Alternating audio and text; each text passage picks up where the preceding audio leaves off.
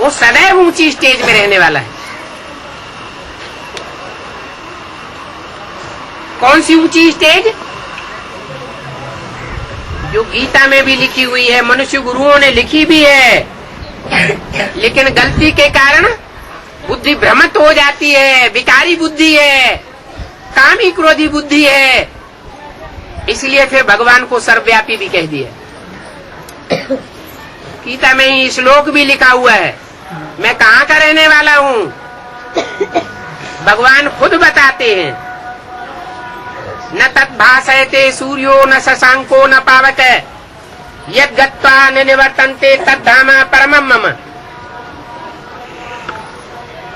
जहाँ न सूर्य चांद सितारों का प्रकाश पहुँचता है, इतना परे का धाम है,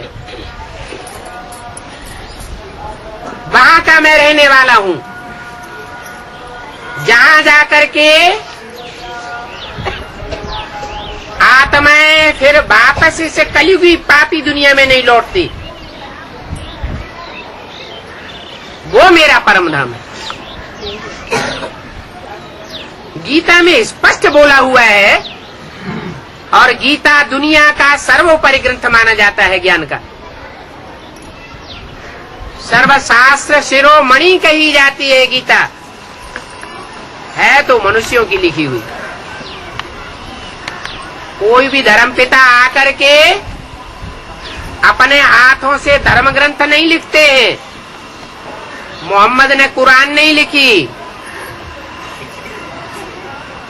महात्मा बुद्ध ने धम्मपद नहीं लिखा, क्राइस्ट ने बाइबल नहीं लिखी, गुरु नानक ने गुरु ग्रंथ साहब नहीं लिखा। धर्म पिताएं धर्म स्थापना करने के लिए आते हैं तो मुख से डायरेक्ट बोलते हैं, मुख से बोल करके सुनावेंगे या किताब में बैठ के लिखेंगे। हजारों वर्ष पहले क्या कागज होता था? 2500 वर्ष से पुराना कोई भोजपत्र भी नहीं मिलता। भोजपत्र जिनके ऊपर शास्त्र लिखे हुए हैं, तो सब धर्म पिताओं की तो हिस्ट्री 2500 वर्ष की मिलती है। भगवान कब आया वो तो हिस्ट्री भी किसी के पास नहीं है। तो भगवान कागज पर बैठ के लिखेगा क्या? वो भी आकर के बोलता है, ब्रह्मा के मुख में आकर के बोलता है। इतनी मीठी भाषा बोलता है जैसे बच्चे को माँ लोरी सुनाती है, मीठी नींद में सुलाई देती है, ऐसी ज्ञान की लोरी सुनाता है। उस मीठी वाणी का नाम शास्त्रों में मनुष्यों ने दे रखा है, कृष्ण की बांसुरी। क्योंकि कृष्ण के अंतिम जन्म के चोले में वो निराकार प्रवेश करता है और मीठी वाणी सुनाता है, माँ के रूप में प्यार देता है, वात्सल्य देता है, सौम्य पाठ बजाता है, प्यार भरा पाठ बजाता है। जैसे छोटे बच्चों को माताएं प्यार देती हैं, बच्चे जब बड़े हो जाते हैं तो माता के कंट्रोल से बाहर हो जाते हैं, बाप उनको कंट्रोल करता है। ऐसे ही ये रामकृष्ण की आत्माएं इस षष्ठ रूपी रंगमंच पर निमित्त रूप में माता पिता का पाठ बजाने के लिए नुदी हुई है। इसलिए कहा जाता है राम बाप,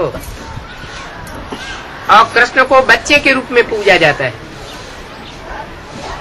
राम के बड़े रूप की पूजा होती है और कृष्ण बच्चे के रूप में पूजा जाता है। क्योंकि राम के अंतिम जन्म में परमात्मा शिव प्रवेश करके शंकर नाम रूप से प्रत्यक्ष होते हैं। इसलिए वो शंकर बच्चा ही बोलता है। राम के रूप में रामायण में बोला है, शिवद्रोही मम दास कहावा, सो नर सपने मोह न पावा। क्यों? क्योंकि शंकर शिव का बच्चा है। लोग समझते हैं शिव शंकर एक ही है। अरे एक ही है तो दो नाम क्यों हैं? और उन दो नामों के अपोजिट अर्थ क्यों हैं? शिव माना कल्याणकारी और शंकर माना संहारकारी। कहाँ कल्याण करने वाला और कहाँ सृष्टि का संहार करने वाला? कल्याण करने में सुख होता है या संहार करने से सुख होता है?